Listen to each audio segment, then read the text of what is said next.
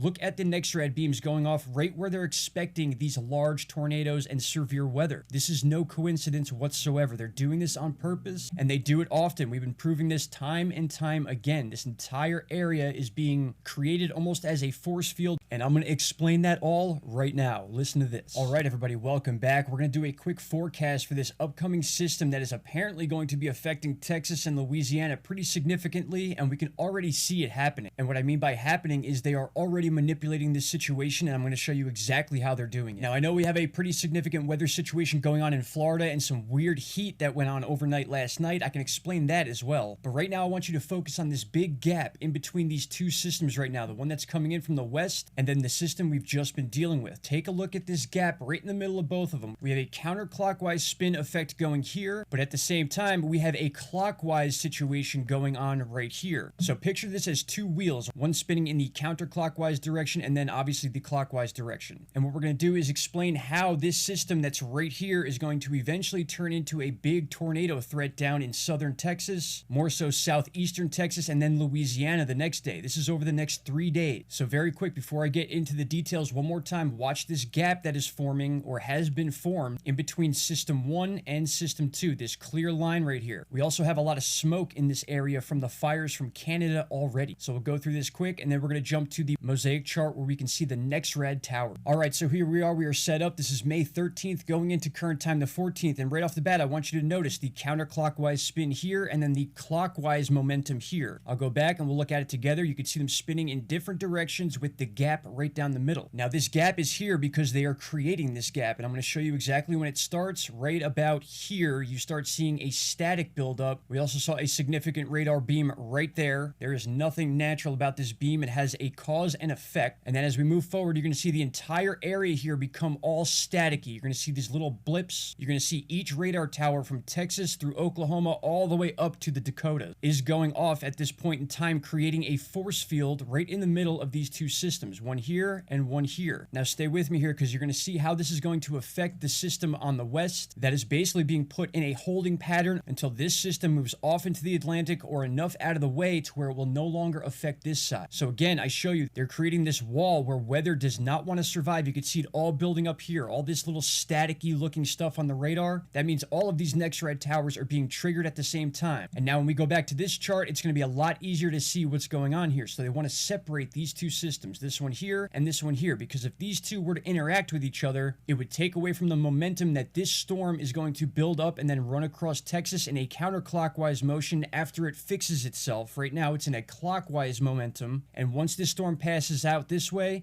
you're going to see this thing begin to spin in a counterclockwise direction, and it's going to start pulling up that moisture through Texas and Louisiana. And that is where we're going to get our severe weather on this next system that's up on deck. You can see they've already put out a risk map of this situation in the next 3 to 4 days. They're focusing on this more than they're focusing on the current weather in Florida. That should tell you something. This is going to be a significant weather event right here. As I said, eastern Texas into Louisiana. And of course, they dropped this chart as soon as I'm making this video. Watch this one closely. You can get a very good idea of all the action they're putting into the middle of the country right here. They are separating this system, counterclockwise motion, from this system, clockwise motion. So they are halting this system out here in order to separate any influence from this system. And once this is out of the way, this will begin turning counterclockwise and again pulling that moisture up through Texas and Louisiana. Look at the next red beams going off right where they're expecting these large tornadoes and severe weather. This is no coincidence whatsoever. They're doing this on purpose, and they do it often. We've been proving this time and time again. This entire area is being created almost as a force field to prevent weather. And another thing to point out with this situation is you can actually see the weather fading away whenever it touches this part of the country, whether it's coming from the west this way or if it's backtracking from the counterclockwise spin of this system. Anything in here gets dissolved. You can see that right here as we move forward. They never touch the center of the country as both systems move. Not to mention, as I said before, we have a lot of smoke from Canada pouring down right into this gap here. And that is also a good storm preventer. That's the same situation that we see with the Sahara dust coming off the western coast of Africa and preventing hurricane. It's almost like a deterrent. So everything is set up right now for this new system that we're going to see in the next 3 to 4 days. And it's going to be a very significant situation for Texas and Louisiana, and obviously the other states in this area. Oklahoma will be involved with this, Arkansas as well, and then we'll move into Mississippi and then the southeast again. This will be a more southern situation than what we saw getting pulled through Oklahoma and and through Missouri over the last week or two. Please keep your eyes fixed on this situation, because over the next day or two, you're going to start seeing them blowing this up as a very significant storm. They're going to relate it to the last 2 weeks of weather we've had, and it's going to be another blockbuster type event that they're going to advertise on all the weather channels. And then, my friends, we got to start dealing with hurricane season, because if you want to see a movie legit on TV, that's what this hurricane season is going to be, just like a movie that they plan and put out to the public. All right, my friends, I appreciate you all. I'll be digging into this situation and putting out more updates as more time goes by and we can see what these radar are actually doing to this system. But it's clear as day what's happening right now. A literal block going on down the center of the country to separate two systems to enhance the second system to the west for the near future into Texas and Louisiana. All right, my friends, thank you all so much. Take care. Bye-bye.